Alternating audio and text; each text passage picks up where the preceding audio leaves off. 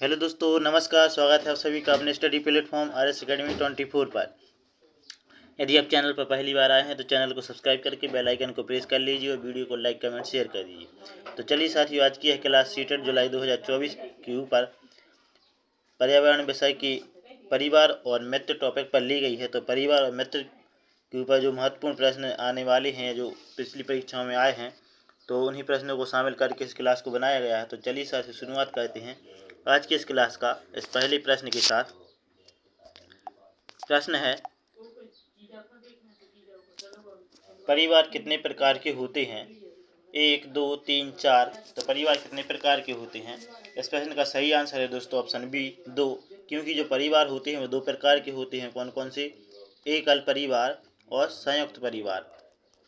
एकल और संयुक्त। नेक्स्ट क्वेश्चन की ओर चलते हैं।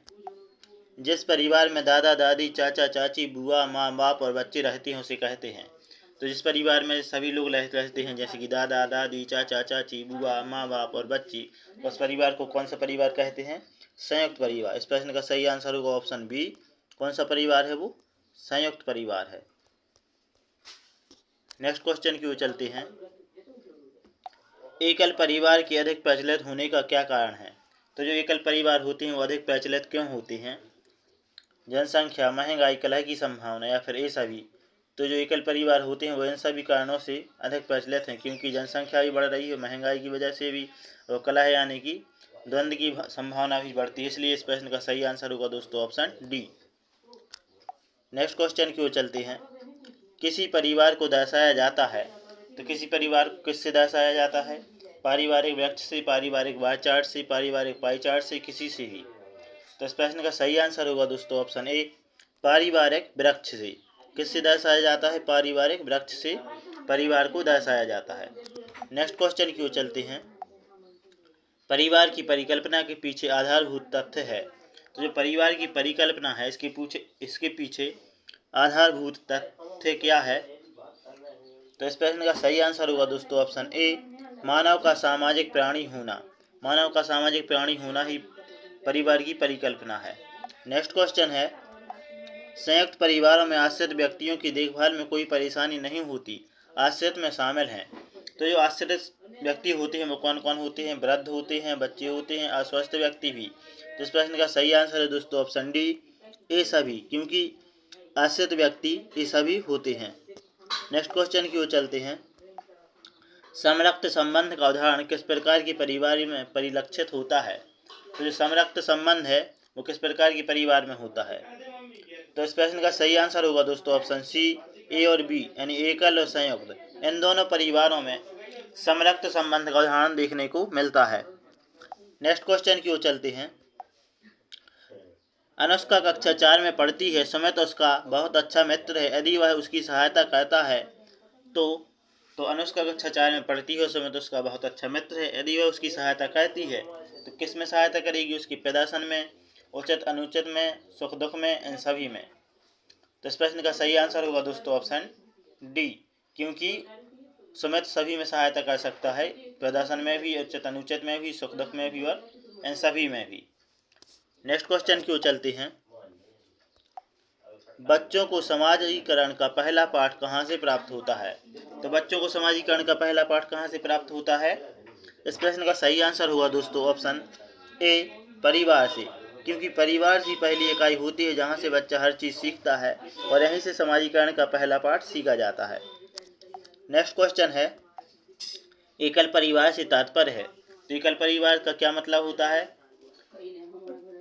एकल परिवार का मतलब होता है जिसमें माता पिता एवं उसके बच्चे रहते हैं। इसलिए इस प्रश्न का आंसर होगा ऑप्शन बी, एकल परिवार अर्थात माता पिता और उनके बच्चे। नेक्स्ट क्वेश्चन है, भारत में लड़के तथा लड़कियों की विवाह योग्य न्यूनतम आयु क्या है? यहाँ पे मिसटाइप हो गया है, तथा है। लड़के तथा लड़कियों की विवाह योग्य न्यूनतम आयु क्या है? तो लड़कों की 21 वर्ष एवं लड़कियों की 18 वर्ष।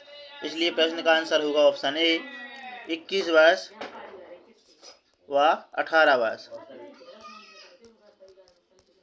नेक्स्ट क्वेश्चन की ओर चलते हैं। प्राथमिक समाजीकरण है। प्राथमिक समाजीकरण क्या है? तो इस प्रश्न का सही आंसर है दोस्तों ऑप्शन ए, शुरुआती आयु में परिवार एवं मित्रों से सीखना ही प्राथमिक समाजीकरण कहलाता है। नेक्स्ट क्वेश्चन की ओर चलते हैं। मानव रूधिर वर्ग की खोज सर्वप्रथम किस वैज्ञानिक ने की? तो जो मानव रूधिर वर्ग है, इसकी खोज किस वैज्ञानिक ने की थी? तो इस प्रश्न का सही आंसर है दोस्तों ऑप्शन ए, लैंड स्टीनर। किसने की है? लैंड स्टीनर ने की है मानव रूधिर वर्ग की खोज।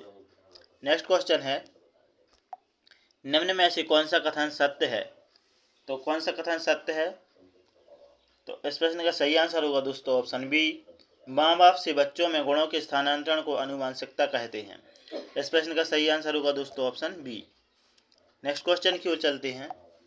विद्यालय परिसर में छात्रों को खेलकूद की क्रियाओं में भाग लेना आवश्यक है क्योंकि?